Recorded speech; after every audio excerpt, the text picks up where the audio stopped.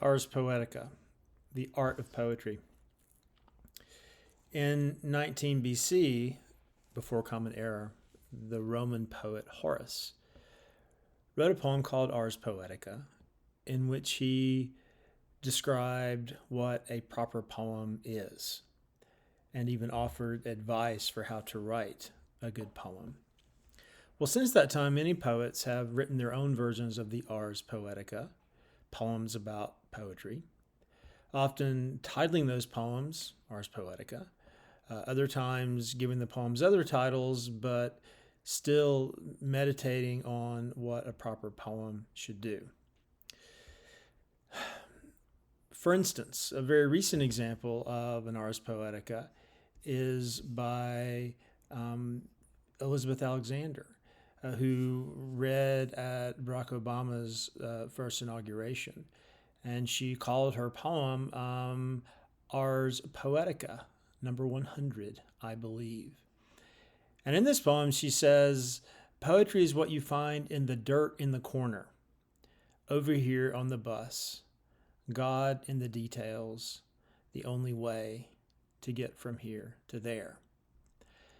So Alexander is basically saying that poetry is not found in the grandiose. It's not found in beautiful mountainscapes, say. It's not found in the ocean, say. It's not found in the moon, we might further say.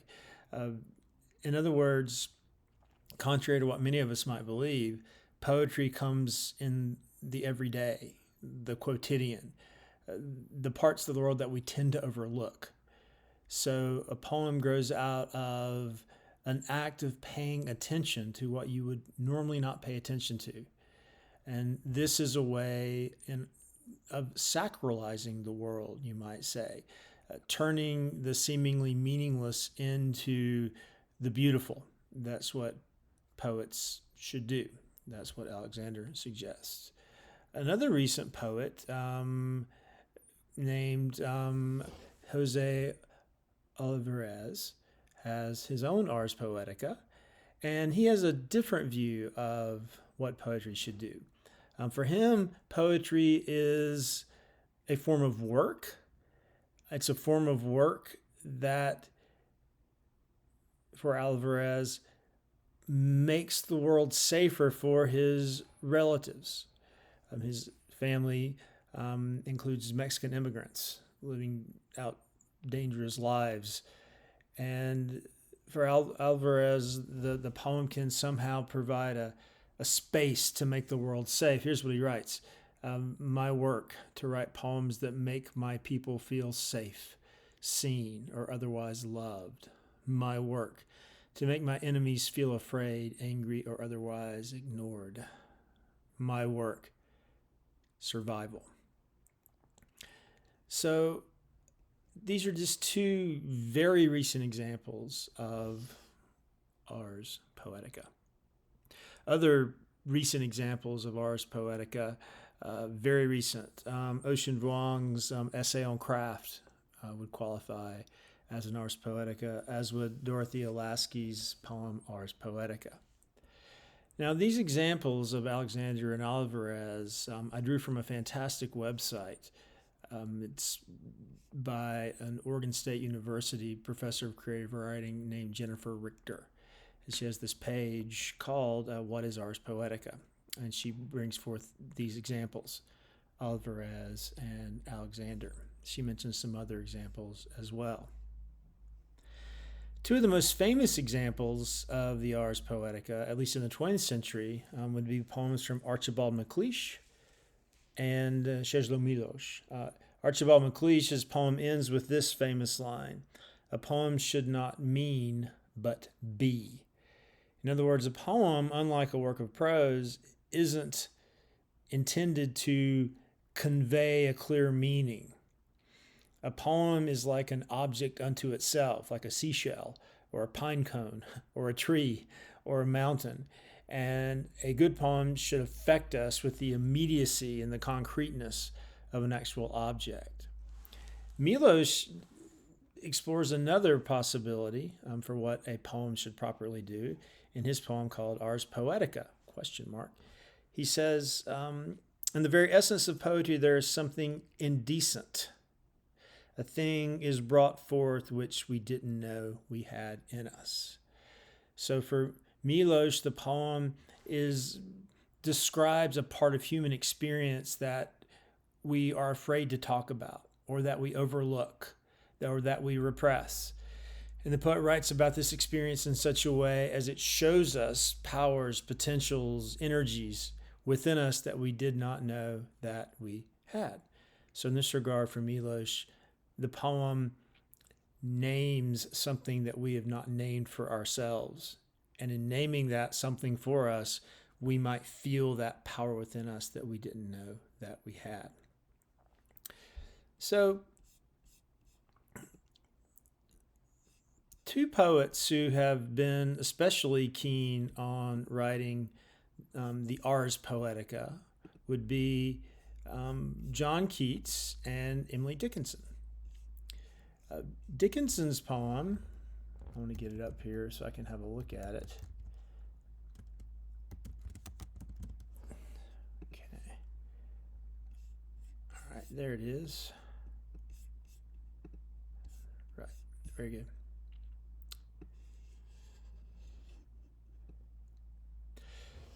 So, of all the poets of the 19th century, and indeed maybe of all the poets writing in English, John Keats and Emily Dickinson were very interested in writing poems about poetry. Neither poet actually wrote a poem called Ars Poetica, but both wrote numerous poems meditating directly or indirectly on the craft of poetry.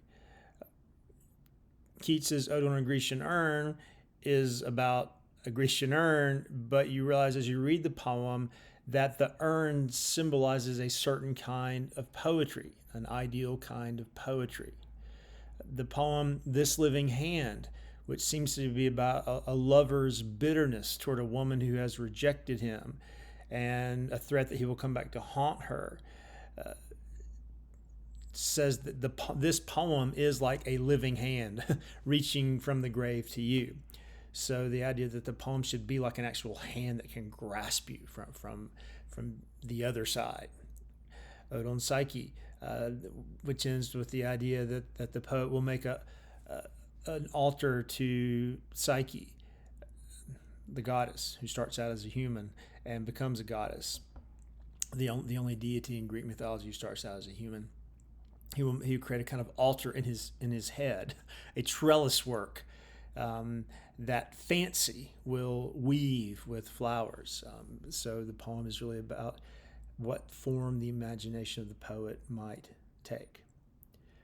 When I have fears that I may cease to be is also about a certain kind of poetry, a kind of idealized romantic poetry, and how that might be inadequate to describe the everyday world. So it's worthwhile to pay attention to Keats's poems, even if they aren't overtly Ars Poetica, and pay attention to how they indirectly meditate on what poetry is, what poetry should be.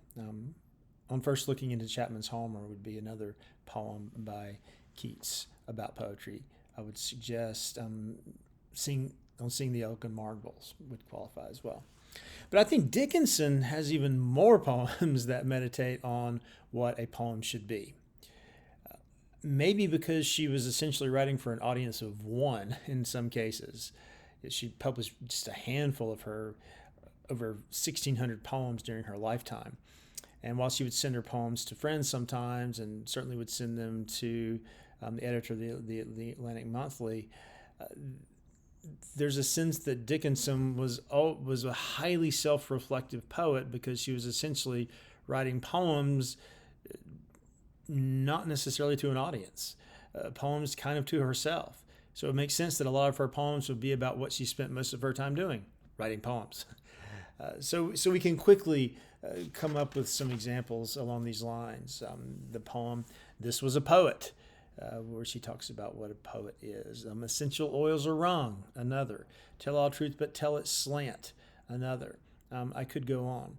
But her most famous poem about poetry, her most famous, let's call it Ars Poetica, even though she does not, would be, I believe, I Dwell in Possibility. So I want to spend just a little time talking about that poem because I feel like it really nods toward a lot of concerns of other Ars Poetica. And I think it really opens us up to some interesting ways of thinking about what a poem can do, what a poem should do. For Dickinson, certainly, but maybe for others. And this may help us as we start learning about what poems are as opposed to prose. So I'm going to read the whole poem, and then I'm going to go through it very slowly, reciting lines over and over again. So even if you don't have the poem in front of you, I Dwell in Possibility, I think you'll get the sense of what the poem is doing. It's not a long poem. It goes like this. I dwell in possibility, a fairer house than prose, more numerous of windows, superior for doors, of chambers as the cedars, impregnable of eye, and for an everlasting roof, the gambrels of the sky.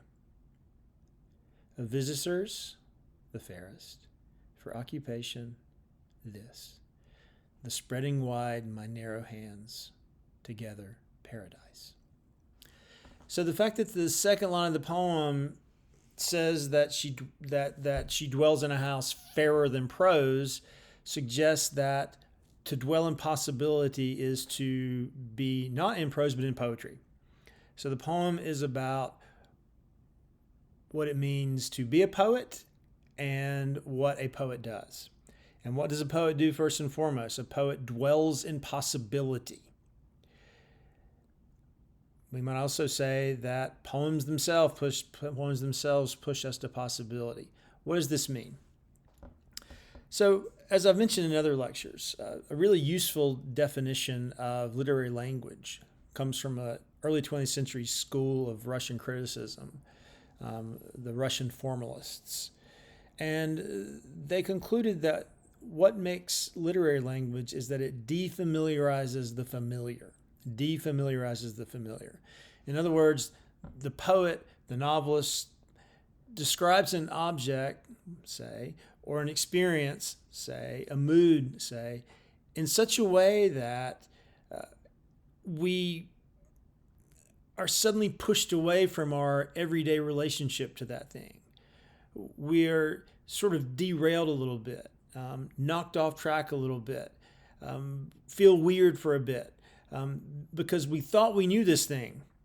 And then suddenly in the poet's language, the thing appears in another light. And it's as if the thing is something else. Not something else that we don't recognize, but something else that is the thing we recognize, but made strange. For instance, the famous example, T.S. Eliot, Love Songs of Alfred Prufrock, likens the evening sky, the London evening sky, in its yellowness, its paleness, to a patient etherized upon a table. Whoa! So suddenly the evening fog that you've seen probably hundreds, if not thousands, of times, and you think, oh, I know what London fog looks like. Well, suddenly when you read T.S. Eliot's poem, and you're encouraged to connect the fog over the whole cityscape to one particular body on an operating table, well, that certainly defamiliarizes your sense of the evening fog, and you're invited to see it in a new way. Emily Dickinson, to return to the poet at hand, in her poem "I Felt a Funeral in My Brain," describes what we would call depression as a funeral, your own funeral taking place in your own brain, where you imagine your own funeral and you imagine mourners around your funeral and you imagine yourself going down into the earth and being buried. Once we think about depression that way, again, what we thought we understood, we're seeing it in a new light. So in both of those examples I've given, Eliot and Dickinson, they take an experience, looking at the London fog, feeling depressed, and they detach it from its conventional meanings and connect it to other meanings, in these cases through imagery. what does this do? This pushes us into possibility, because we suddenly realize that all the words and all the meanings we've grown up with don't have to be that way. And all of our conclusions about the world, be it London fog or depression, don't have to be that way. Through defamiliarizing the familiar, poets invite us to contemplate the possibility that we can rename experiences ourselves. And in renaming these experiences, we open up new possibilities for existing. So if I come up with a new image, an image of my own about my depression, say, then maybe I'll see my depression in a new way. And maybe this will lead to a deeper understanding of my depression. And maybe this will generate new experiences. So I think this is how poets, mainly through figurative language, through metaphor, through finding striking images, making striking comparisons, through imagery, through metaphor, poets push us into possibility. Not only poets. Why do you go to the art museum? Well, you don't go to the art museum to find truth with a big T, beauty with a big T, goodness with a big G. I don't think you do.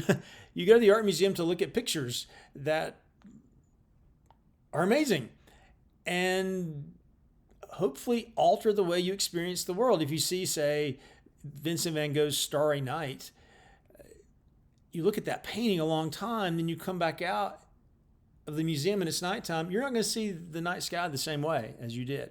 So there's a way in which all powerful art pushes us into possibility. And Dickinson symbolizes this by saying that the house of possibility, the house of poetry, has lots of windows and lots of doors. So it has lots of places out of which you can look at the world, lots of doors through which you can go out into the world. There's no one way. There's no one path. There are many paths, many ways of seeing, many exits. Dickinson famously said, my business is circumference, meaning, among many other things, that she's interested in boundaries and edges and thresholds. So there's a suggestion here that the poet also doesn't necessarily pay attention to objects as they are, but to relationships between and among objects. Don't just look at the tree, but look at the edge of the tree, the threshold of the tree, and think about how does the tree relate to the forest around it, for instance. So this is another trait of a proper poem. Pushes us to possibility, and encourages us to pay attention to more than one way of seeing. And these different ways of seeing, in the poem at least, are different thresholds, because certainly doors and windows are thresholds between inside and outside, between house and not house. So pay attention to edges, thresholds, boundaries, liminal areas. Dickinson was fond of the word slant. It's as if she's suggesting see the world from your own slant. Look at the world askance. Don't pay attention to the world straight on so much, but look at it out of the side of your eye. Henry David Thoreau is very interested in this way of seeing as well. So we go on in the poem. This house has chambers are made of cedars. The rooms are made of cedars that are impregnable of eye. Impregnable means unassailable, or something you can't assault or defeat. So there's a sense that the cedars, you can look at them all that you want to, but they're impregnable to your eye. You can never master them with your sight. You can never see them fully. You can stare at these rooms forever and never get to the bottom of them, or the top of them, or the corner of them. So there's a sense that of the poem dwelling in possibility as being kind of so full of possibility that your eye, your way of knowing, can never know a great poem once and for all. And indeed, that's true. Now, impregnable is an interesting word. It does not come from the same origin as pregnant. So it doesn't mean, you can't say that it nods toward impregnation. But it does. Put etymology aside, even though impregnable and impregnate do not come from the same origin, The sound of impregnable suggests impregnate. So there's a paradox here, that even though the cedars are impregnable, you can't get to the bottom, top, corner, whatever of them with your eye. You can never know them fully. This is an impregnating act to try to understand, to study the room, study the poem from a number of angles is an invitalizing and impregnating activity, figuratively speaking, of course. William James said that genius is nothing else than looking at the world in an unhabitual way. I mean, if you're endlessly looking at the world in an unhabitual way, you never get to the end of interpreting the world. And some poems are so dense with meaning that you can kind of interpret them forever and never get to the bottom of that. Your eye can never take them in fully, but yet this is a vitalizing act to interpret the work of literature, say a Hamlet, your whole life, really. Well, I'm going to skip a bit. A visitor's the fairest for occupation this. So the visitors who come to this house are the fairest, lovely people, gracious people. And the occupation of the house, again, this is the house of poetry, the house of possibility, the house with lots of doors and windows, the house that has rooms that are impregnable of eye. What you do in this house, your occupation in this house, is to spread wide your narrow hands together paradise. So this last image exemplifies dwelling in possibility. How? When you think of paradise, you probably think of the Garden of Eden. Or maybe you at least think of a beautiful natural setting that's enclosed. How can you gather that up in your hands? So there's an incongruity between the two objects that Dickinson is here comparing, like the same way that T.S. Eliot compares the evening fog to the patient ether rises upon the table, the same way that Emily Dickinson likens her depression to a funeral in the brain. It really takes a lot of energy for us to try to understand how the narrow hands of the poet can somehow gather paradise. But what is clear is this, that the poem, the house that is the poem, possibility, circumference, impregnable of eye, that this house is like a paradise. It's like a garden. It's a place where we can go to find rest and beauty. But this is a kind of paradise that you can gather with your hands, suggesting it's not a literal place, it's more a state of mind. And certainly to gather paradise with your hand is a paradox, because paradise, Eden, is eternal and narrow hands are not. So somehow the poem, in dwelling in possibility, in dwelling in threshold, dwelling in the impregnable of eye, all these things we've talked about, somehow it is a gathering of finite and infinite, temporal and eternal, small and large, and in encouraging us as readers to try to figure out the relationship between finite and infinite, temporal and eternal, small and large, hand and paradise. The poem itself is pushing us into possibility. The poem itself is pushing us into strange thresholds. The poem itself is putting before our eyes something we can never take in fully because it's so mysterious. But also what is put before us is vitalizing to us because we're invited to interpret this very strange relationship between narrow hands and paradise. So that is one of Dickinson's Ars Poetica. And I think it tells us many powerful and wonderful things that poems can do, and certainly what Emily Dickinson's poems do.